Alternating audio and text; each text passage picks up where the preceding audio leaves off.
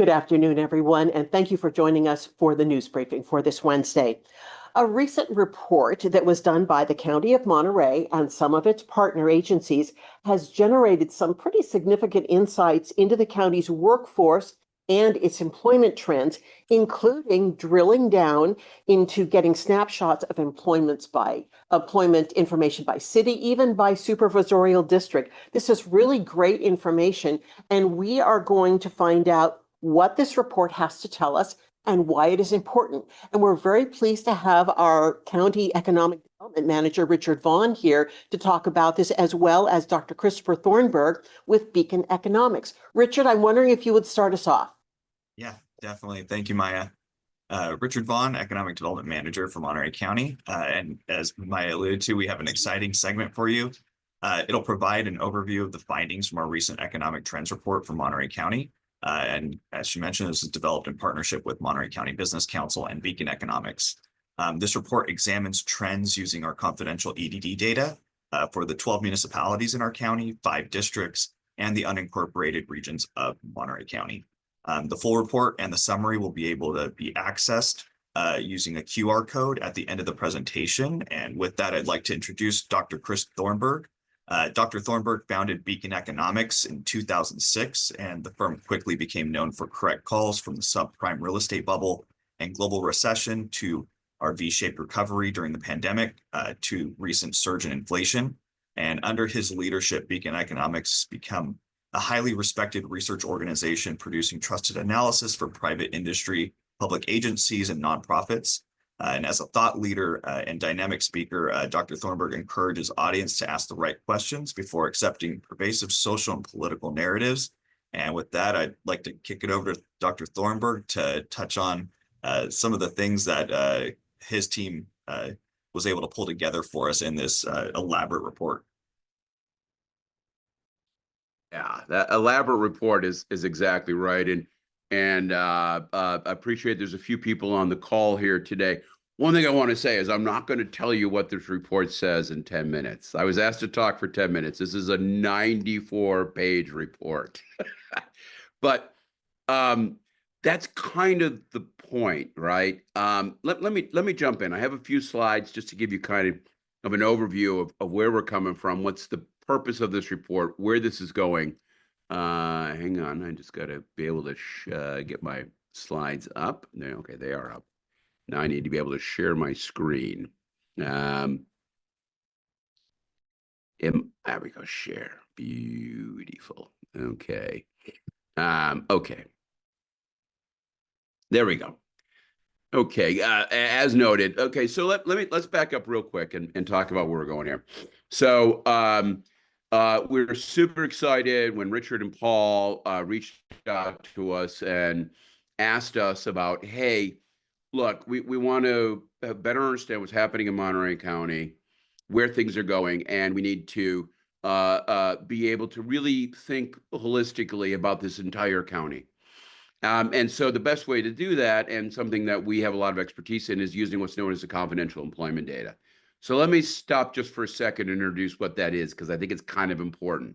Now, when we think about economies from an overall standpoint, we typically get our data in sort of an MSA level stuff. I'm going to show you a bit of data in here about Monterey. So most of this is in the report. Monterey is known as the Salinas MSA because MSAs are named after the largest city. Salinas is not the largest place in the county. Hence, that's what the name it's granted. With that said, that data at the very top level gives you a nice overview, but it doesn't allow you to see different parts of a county. And while that may work for counties that are relatively, well, shall we say, consistent across the county in terms of what's going on and who's there and that kind of stuff, that may be okay. But in the context of a place like Monterey, which is really encapsulates a little bit of everything that California has to offer, well, then we start to realize that county down vision may not be sufficient to come up with real plans. So how does one get better data at a sub-regional level? Well, one of the best ways of doing that is to work with the EDD and the county development to access what's known as the confidential employment data. Not to be too complicated, but basically this data is the data that directly comes out of unemployment insurance records that every establishment has to file with EDD on a quarterly basis in order to basically both come up with the fees for their unemployment insurance, but then also have that unemployment insurance there for their employees should they need it in terms of some sort of economic cycle. With the right forms being pulled, with the right cooperation, you can pull this data, and it will allow you to provide what I would call a city by city or even a street by street view of what's happening in the local economy. Now, where this all boils down to, of course, has a lot to do with who we are and what we do as an organization. Whenever we do conversations, I always talk to folks that there's two things out there that you have to appreciate. The first thing is what people think is happening. And then the second thing is what's actually happening. Now, back in the day when I was getting my grad degree, I was taught these were the same things. And what I've realized over time is they are not the same things. And what's important for a forecaster is both. It's not just our stories or our economic realities, but it's a combination of the two, because it's the narratives that drive choices. And of course, it's the economics that determines the outcome of those particular choices. So to be a forecaster, you got to see both of these. But guess what? This is just as important for policymakers, because what policymakers need to do is they need to understand the reality versus the narrative. And then, of course, they have to use that information, the actual information, to make the right policy choices. And again, a lot of what we're doing here at the first step is to better define what's going on within, of course, Monterey County overall. Now, look, jobs are up. Some important sectors are doing fairly well. We did the presentation not too long ago. We knew all this. And wages are up, and population with the subprime credit score is down. This is a region that's doing well. Incomes are up, particularly for people with less than a high school degree. Lots of good data here as we can go in. With all that being said, we also have to appreciate the complexities of the Monterey County all by itself, right? This is a region that, we say that California is an economy that basically captures a little bit of everything in the world, from high tech to some of the most pristine nature out there. We have big corporations to big ag. Everything's here in the state of California. Well, Monterey is a small version of that. This is a region that has a little bit of everything, and the economies here are incredibly different. What you see down in King City and Greenfield and Soledad is a completely different kind of economy than what you're going to be seeing, obviously, in Monterey or Carmel, which is going to be different even than Salinas, which is a relatively dense urban core in this particular economy. So what this data has allowed us to do right off the bat is to start breaking down what's happening a little bit better locally. Some of this will come from other sources of data that may be available, but the most of it, the most important stuff, comes from this confidential employment data. Now, what we were able to do, for example, is take a look what's happening in terms of agricultural employment in different parts of the county, studying this on a supervisor by supervisor district, as the case may be. Or equivalently, on the right-hand side, you could see some breakdown in job growth on a place-by-place basis. Now, what's really interesting here is when you even get into the nuts and bolts of this report, because what you will find is an incredibly detailed overview of what's happening in each part of the county: Carmel by the Sea, Salinas, Seaside, Pacific Grove, and everything else. To give you some sense of these things, for example, overall county employment, this is as of Q3 23. We've seen and gotten some data since then.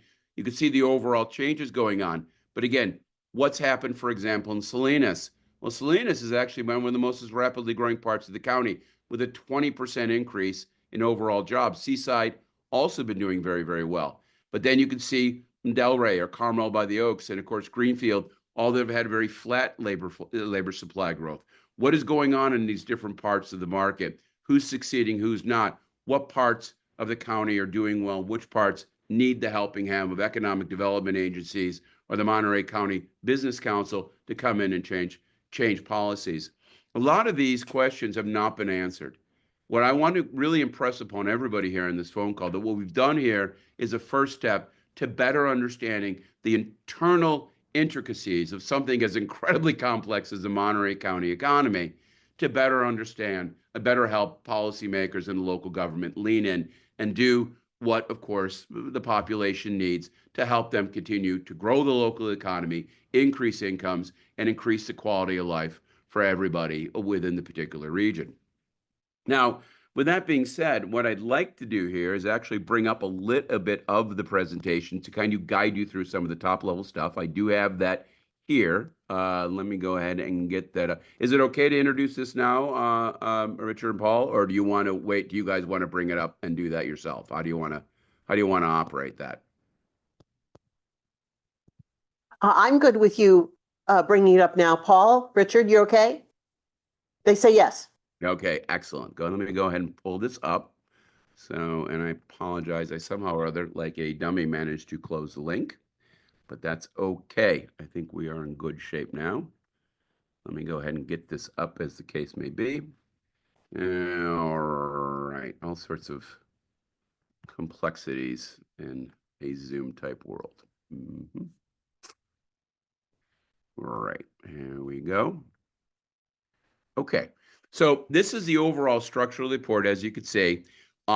This is just a trends report, top line sort of thing. And what you can see is that what we've done here is we've taken this data, and it's really just a conversation about business. But the beautiful part is we get a really good look at what kind of businesses they are. We can talk about small business versus larger businesses, as the case may be. And of course, as already noted, we can break this down on a region by region standpoint, which is what this report ultimately focuses on. When you flip through this, you'll find, for example, some top line stuff going through some of the big picture sort of things. And this is standard stuff that you will find in the standard statistical reports for the county. But where this really gets interesting is when we start to dive into a little bit of the subsectors. So we break out Carmel by the Sea, for example, and we discuss what's happening with employments in that part of the world, annual wages happening in this part of the world. And then, of course, when we start talking about the different kinds of employment sectors, what's driving the show, what's doing well, and what's falling behind. Now, again, when you go through this, you can see just how complex some of this data is. And candidly, it's such a mountain of good data that it's the kind of thing that will literally take years to mine for fullest extent, as the case may be. But again, when you think through the kind of the land use, distribution of size of businesses, is it small businesses are prospering or are they falling behind? What kind of work may we need on the small business front? That's a big part, I know, of what MCBC does, is working with those kind of small businesses. Again, as you go through this, you will find deeper and deeper information. I can't emphasize enough. What does this all mean? There's there's a lot of things that pop out of this.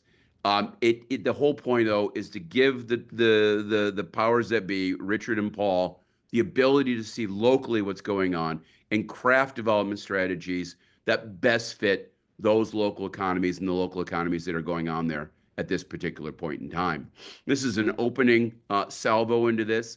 When you think about the complexities of tourism and retiree-driven economy versus what I would call tech and research types economies, that's in Monterey versus Carmel, versus a pure ag economy as in the south part of the economy, each one of these are totally different. Each one of these have different kinds of trends and stresses and pressures, and each one needs different kinds of economic policy to help those areas better prosper. And I keep repeating myself, but you get the point. That this is the first step in terms of fully understanding all these different situations.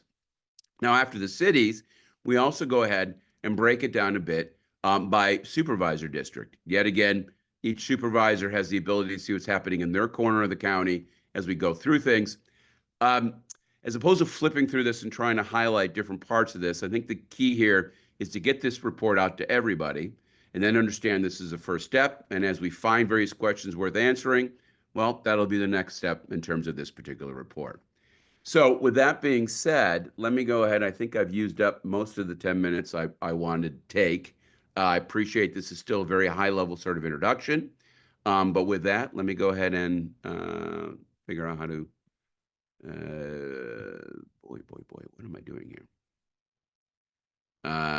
Sorry, I'm trying to end my screen sharing and I'm having a tough time doing that. Give me one second here. There we go. I think I managed. Okay. I got. So with that, again, very high level overview. Hopefully everybody got a little bit out of where this data is coming from, where we're going with it, first steps, all that kind of stuff. And with that being said, maybe some questions at this point in time. I don't know if Richard or Paul, if you wanted to weigh in a little bit more on how you're using this data. Richard or Paul, this would be a great time to do that. I do have some questions, but I want to offer you first. Yeah, no, I think it'd be great to go ahead and jump to questions. Currently, we have the report up on our website, but utilizing it for all of our data needs and helping to influence our future update to our 5-year sets. So this has been very influential data and very informative for us at the county to be able to get access to this data. And as Dr. Thornberg said, it's the first time we've been able to do this. So it's been a great wealth of knowledge and wealth of new data that we've been able to access. Right, and I'll just jump in to share that we did an event at the Monterey Conference Center with Beacon Economics, and Dr. Thornberg came here. We had about 200 people show up to hear the 90-minute version, well, probably 60-minute version of this report. If anybody has any questions on the report, I saw Kristen put the link there. You can also contact me at the Monterey County Business Council, and we'll be happy to talk to you about it further. That's all I have to say, Maya. If anybody has any questions for Dr. Thornberg or Richard or myself. And the information was just, if your eyes weren't open before, it was pretty dramatic to see where first of all, I love that we talked about various economies. All these cities are economies. They're their own drivers. They have their own businesses. They have their own economy, which is very important to the big picture. But you showed these key drivers, which is the unincorporated area and the city of Salinas, but other cities, their economy is very important to them. How would they use this information to drive what they may need to do to improve what they've got going on in their hometowns? Absolutely. Okay, that's a great question. And again, what do cities get out of this? Well, look, cities have to make decisions about, for example, things like zoning. How are you going to use the limited space you have available to you? Well, conversations about zoning have to naturally be wrapped around what sectors of the economy are currently booming and which ones may be fading away. The ability to pivot and have land use policies that meet your current economic needs is a function of understanding what's currently driving your economy forward, as the case may be. And this data would allow you to do that kind of thing. Another thing is we all appreciate how important small business is to local economies. Small business not only gives, if you will, a place for a lot of folks who may not fit in the traditional labor market, an opportunity to get ahead in life and make their family better off. But yet again, we have almost no ability to see how well is small business doing. Is small business succeeding or not? Well, look, there's limited resources. I know, Paul, you're doing some small business stuff there for the county at this particular point in time. I know you have some big things there. But yet again, limited resources. How do we best leverage those resources? Well, by appreciating how small business is doing, which small business is, kind of looking at turnover rates, you can see where the pressure points are and think more holistically about how you can help these businesses get off the ground. Again, that can be a big lift for a local economy. Even when it comes to what I would call conversations about, well, listen, this is one of the big things we found in the data, that one of the big issues in Monterey County has been, and I know this is going to be a shock to everybody, a lack of housing, right? But let's even have the conversation about what housing means to the local economy. Can we estimate, say, how a lack of housing is having an impact on the local economy in different sorts of ways? We actually can. Not only can we, for example, use this kind of data to consider how, for example, growth in population is both lifting various types of local sectors. We can also look how a lack of labor force may be constraining certain local sectors. That too, by being able to do those kind of causal events, it can help us better hone some of the economic uses, even getting down to the idea of leaning more in on mixed use development and how that can help local economies. This is one of those abilities to say, look at how businesses and mixed use establishments are doing better than those not in mixed use. One can make case studies in order to better help things happen. Look, I think I started this out by saying that to have the right policy, you got to have the right narrative. And what's the most important thing that comes out of this data right now is establishing what the true local economic dynamics are. In a world where a lot of this is nothing but, talking to a few people on the street and a wing and a prayer, local cities very often have almost no idea what's happening at the ground level. So this gives you an opportunity of actually seeing what's happening, and therein allows you to make just much better decisions. And then the other question that I had was, so say we've got this for small business, we've got this for policymakers. Yeah. It's a 90-page report, but I Yeah. think there's something here for people who are looking for work. If you're looking for work and you may want to know, where do I need to look? Where are the jobs? Where should I live? Is this something that they can plumb and find out if they've got to make some choices?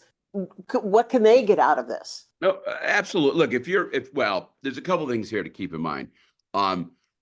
The idea of helping people better plug into the local economy is often a function of skill training. And skill training means you need to understand what kind of jobs are out there, what kind of skills they need to help people better plug in. So maybe not the individual worker, but certainly the various groups that help with workers get retrained and find new positions. Think of a workforce investment board, for example, or some sort of labor training agency. For them, this is enormously powerful data because you can see where the new jobs are, what kind of industries they're in, and better help the folks who are looking for that job get trained to take on these positions. There's no doubt about it. We can even consider differences in wages and consider which kind of businesses have better growth and wage trends. And that too could give you some idea of where there are opportunities to plug into. So even there's a lot of opportunity. One thing, though, we got to keep in mind is that some of this data is confidential. It's got to be. We have to restrict how we present the data to the public to meet very specific EDD rules to preserve the confidentiality of the people who give this data to the EDD on a daily basis. A lot of businesses consider their payrolls and their employment a trade secret, rightly so. With that said, well, there's conversations we can have with Richard inside his team and get very close to nitty-gritty to help him really better understand on almost a building by building basis what's going on out there. And that, again, becomes both an exciting, both external as well as internal source of data for the county to utilize. Thank you, all three of you, for talking about this, because it's really important to demystify these reports. Because sometimes when you see economic trend report, you click and you move on, to something else because it's too scary. But you've really demystified it, and the report is not difficult to peruse. The loads of charts that actually tell you they're actually readable to the average person. So for that, we really encourage everyone. We'll post the link to the report and share it. And we hope everyone takes a dive, peruse it, find out your city's economy, where you live, take a look and see what the employment trends are. And we really appreciate the three of you coming here to talk about it today.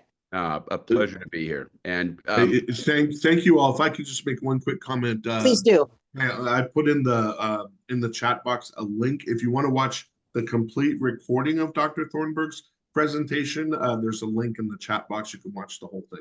Thank you, Dr. Thornberg. Final word. I was actually well, thank you for that shout out. I was going to give a shout out to you, Paul, and just say that, well, look, I view this as a first step. I think that what we've done here is we've shown the power of this data in its overall form. The problem here in this first report is it's too much data. Now what we have to do is start working with the county, with the supervisors, with Richard, with the various cities, and to start honing our questions down to places where there are specific answers that need to be come up with. And what I'm really excited more than anything else is go look. It's a fascinating set of data. It's a view of Monterey you've never seen before. With all that said, it's the next set of questions that are the most important. So if you find interesting stuff in here, reach out to Paul, reach out to Richard, please reach out to me, because all of this is going to lead us to using this data, right? This is presenting the data. Now we have the exciting step of using it, and that's a whole other generation of work, if you will. Well, it's Christmas. This is data that's just going to keep on giving, right? Exactly. It's a gift that keeps on giving. Exactly. And by the way, it gets updated quarterly. So we're going to continue to update it as well. Hey, thank you very much, everybody. Thank you very much. Again, thank you, the three of you. We're gonna kind of stay on an economic trend and a holiday trend. So I had to invoke Christmas because we have Commander Rosas with us today. He is going to talk to us about holiday safe shopping and giving at this time of year. Know where you're shopping, kind of be careful at the shopping centers, as well as a fantastic Deputy Deer toy drive that the Sheriff's Department is putting on. Andy, thanks for being here. No, thanks for having us, Maya. And, a lot of the things that I'm going to say are things that you hear every year, but it is a good feeling to remind people of some of these things because you do get caught up in the holiday and the craziness of the holiday. So, we'll start off by talking about shopping. I think it's very important for everybody to understand that when you're out shopping, don't drop your guard. Be vigilant of what is going on around you, what is going on inside the stores, in the parking lots as well. You go into a store and you just, again, get lost in that moment for what you're looking for, in addition to just the large crowds and other activities going on, but you still have to protect yourself. So make sure you're just watching out. If something that is not normal is going on around you, try to distance yourself from that and get to a safe place. So when we're talking about shopping, we should also encourage people to shop in groups. Go with family members, go with friends. Don't do it alone, especially if you're going to be carrying or making a lot of purchases. It's just better to be in groups to discourage those bad people that are out there from wanting to make you their target. Let's focus on a different thing that actually happens quite a bit, but I truly don't think you hear a lot about it, and that is shopping with your children. I don't think we put a lot of thought into the fact that every year children get lost in these large shopping malls and shopping centers and wherever you happen to be doing what you're doing. It could be an amusement park. It could be just anywhere there's a large crowd. And we should be prepared to deal with that. Parents, you responsible adults, guardians, if you have small children, have conversations with them on what they should do if they become separated from you. One of the big trends, you probably see this on all the different social media platforms, is to take a photograph of your child. Use your phone, take pictures of them, showing what they're wearing at that particular time that you're out and about, so that if something does happen where you can't find your child, you have the most up-to-date photograph of what they look like and what they were wearing to help facilitate that reunification with your child. Or as I like to call them, lost parents, because it's usually the parents that did something to cause the child to, stray off into a different area. But, do have conversations with your children. Show them how to talk to a responsible adult, how to identify a responsible adult. They can go in a shopping mall into any store and talk to an employee. They can find a security guard. They can find a law enforcement officer. And all of these people will help to reunify that child with their parents or responsible adults. So keep that in mind. I think the bigger thing here, and something that you hear every year, but there's been a little bit of a change in a new trend that's happening. But this is when you go shopping and you make all your purchases and you decide, I don't want to carry this stuff. Let me go back to my car, put it all in my car, and then let me go back into the stores and go shopping again. Unfortunately, we have people that park in lots, and they are watching for these individuals that are doing their shopping, putting their packages in the cars, and then you become a target for a break-in into your car. One of the new trends that is out there, and something that I do personally, is to go back to your car, put your packages in your car, cover everything up as though you're going to go away again, but get in your car and go park somewhere else. Pull out of that parking spot. Those people that are watching you, if they are in fact watching you, are going to see you leaving and they assume you're gone. You're no longer a target to them. They're going to focus on the easier targets. But go to a different part of the parking lot, maybe the other side of the shopping mall, find another parking spot, make sure your packages are covered and secured, lock your doors, and then go back and finish up your shopping. Just another one of those things that that is out there, and a new way to deal with those packages that you're doing. Of course, always keep a hold of your purses, your backpacks, anything that you have. Don't be flashing your money around. Use credit cards. That way, if something gets lost, you can always cancel a credit card or block it temporarily. But now let's talk about something else, May. I know you wanted to talk about donations. There are a lot of organizations that are out there this year asking for money, just as in every year past. And the question is, how do I know if an organization is legit or if they're trying to scam me. And the reality is it can be very challenging. However, there are some things you can do to protect yourself. Do your research on the organization that's asking for the donation. We have organizations that are very well known throughout the world that do ask for money because it is the giving season, and they will cold call you. They'll call you at home on your cell phone. They'll send you emails. But unfortunately, we also have organizations, or I should say groups, fraud groups that are out there trying to pass themselves off as these organizations. And it's really important to know, if at any time you don't feel comfortable donating to an organization, there is nothing wrong with that. If I get a call from an organization that I know very well, and I don't want to give my information to them over the phone, my response would be, listen, I want to support you, but I don't feel comfortable talking to you or giving information to you over the phone, but I'm going to go to your website because I know that reputable organization has a legit website online. I can just go to any search engine, find it, go to the site, and make a charitable donation there. If you're being provided a link, a lot of times links will lead you to other rogue sites where you're going to become a victim of fraud. It's the same thing. If they're telling you what their organization is, do a search for that organization. Find out if they are a legit organization. Most of these are going to be nonprofits. You can always go to the IRS's website and find out what their nonprofit status is. And there's also other sites like Charity Navigator, the Better Business Bureau. They all have platforms where you can or portals where you can enter a charitable organization's name or information and find out if they're legit. So make sure you protect yourself. Be careful with pressure. If you've got somebody that's calling you and they're like a real bad car salesman and they're really trying to get you to donate money, that's a big red flag that something's not right. Just hang up on the person. If you really want to give to that organization, look it up online, find out if they're legit, and support them that way. And then the other thing is, when making donations, if you do decide to give a donation to an organization over the phone, be careful with the information they're asking you for. If they're asking you for your social security number and your date of birth, that is a major, major red flag. Organizations do not ask for social security numbers. They do not ask for dates of birth. They will not ask you to go out and buy a gift card and provide them the number on the gift card and the PIN. That is not how organizations get charitable donations. They will ask you for credit card numbers. They will ask you for expiration dates and the PIN on your credit card number, but they are not going to ask you for those other three items. Those are key indicators that you are about to become a victim of fraud. So do not give ever your social security number, your date of birth, or information on cards, specifically gift cards where you're giving a number and a PIN. It's just something that you need to do to protect yourself as well. With that said, I'll wrap up by talking about a very special event that the Monterey County Sheriff's Office is doing, and this is our Deputy Deer Toy Drive.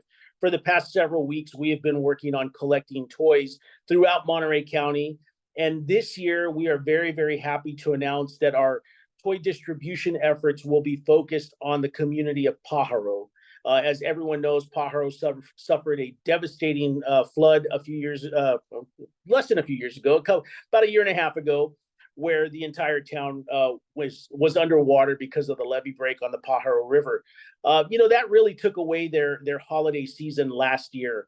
And for that reason, this year, the Monterey County Sheriff's Office is going to do a toy distribution on Tuesday, December 17th from 4 p.m. to 7 p.m. at Our Lady of the Assumption Church in Pajaro. Our efforts, again, are focused on that community to try to bring a sense of joy for this holiday season back to them after what they went through with the Pajaro floods. These toys will be distributed on a first-come, first-served basis to people that arrive at that Pajaro community church, or at the Catholic Church in Pajaro, on Tuesday the 17th between 4 and 7.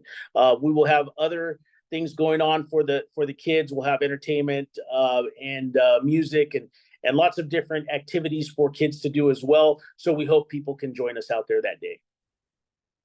Andy, thanks so much for sharing the tips. And then that great news. That community just could use some special joy this year. And I'm really glad to see the Sheriff's Office coming and bringing some holiday cheer to Pajaro. That's right. We're looking forward to it. So we hope to see as many people as possible out there. Thank you very much, Andy, as always. Thank you. Happy holidays. Thank you. And then last but certainly not least, we have our friend Kevin Drabinski from Caltrans. He is going to talk to us about what is going on at Rocky Creek. Everybody recalls earlier this year a little excitement that went on there, and repair work is continuing, but there's going to be a need for a full closure. And Kevin is going to explain this all to us. Hi there. Thank you for, again, letting me be in your august company. We're approaching an important construction milestone for us on the permanent repair at Rocky Creek. And that is we're coming up on the installation of 9 prefabricated concrete girders between 45 and 60 feet in length. And in order to install those girders, which will form the foundation for the bridge deck, and will eventually make up the southbound lane, the fully restored southbound lane, we need to place 2 very large cranes at either end of the project site to be able to pick these cranes up and place them into position. That means that no vehicles will be able to travel through the project site. Again, Rocky Creek is 12 miles south of Carmel and immediately north of the Bixby Bridge to give you an idea of the precise location of it. The schedule calls for a 24-hour full and complete closure of Highway 1 at Rocky Creek, which would begin Friday, December 13th at 10 p.m. and the highway would reopen Saturday, December 14th at 10 p.m. We are planning to go ahead with that schedule, but as we've announced previously, that schedule is weather dependent.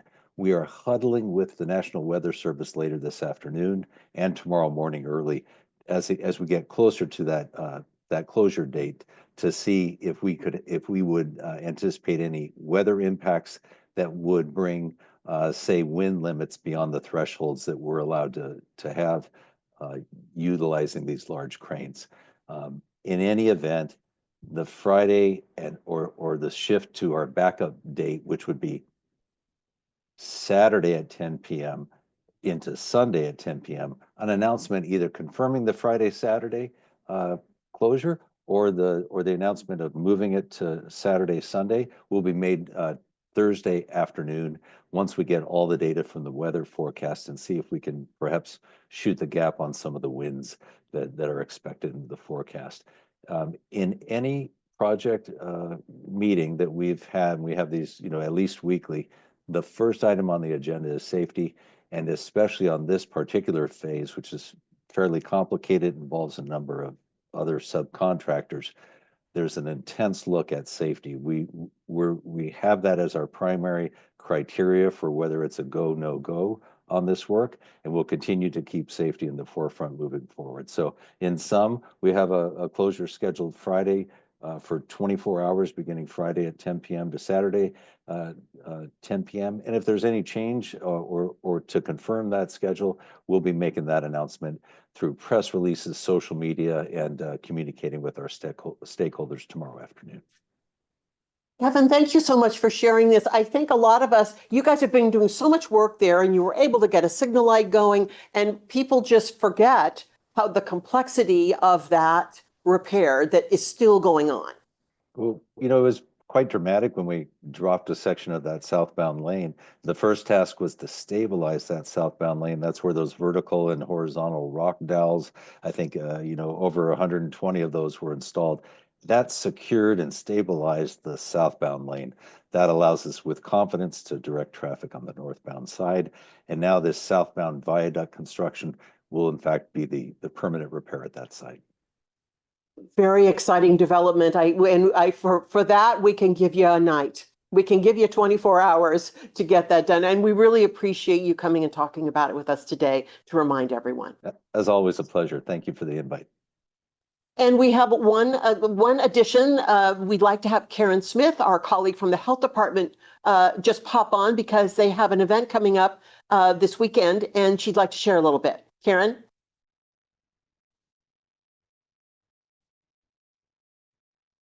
No. Okay. All right.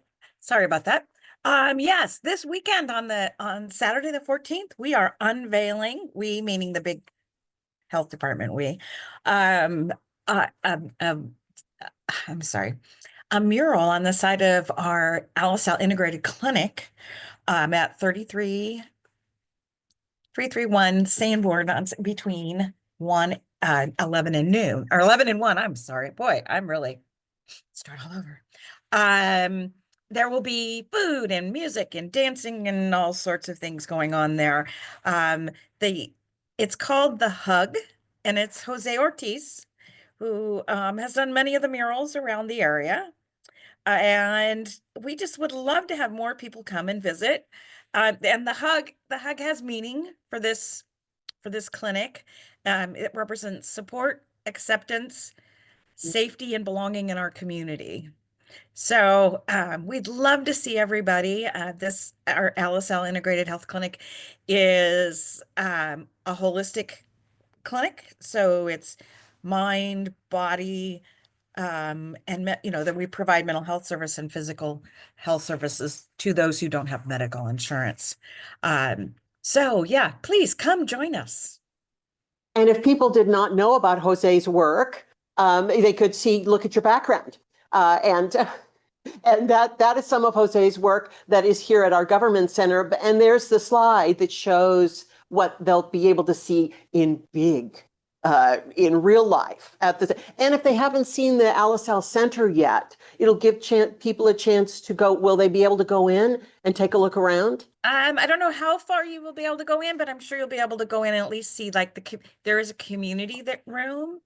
And this has been a long time. This clinic has been amazing for the community. So yeah, come on in, look and see, and learn more about what we do at the health department. Thank you. Thank you so much for just kind of letting me drop you in and talk about it, because I think it'll be a really fun event for both the staff and the community to come and enjoy the mural. Yep. Come and have some, a little bit of food and listen to the music, and there's raffles too. Okay, thank you. And then that wraps it up for the news briefing this week. Our next briefing will be next week, and we will be focusing our next briefing on the Pajaro Recovery Fund 1-year anniversary and providing a lot of information about that next Wednesday. So we hope you'll join us then. Thanks everyone for joining us on the briefing this week. Bye-bye.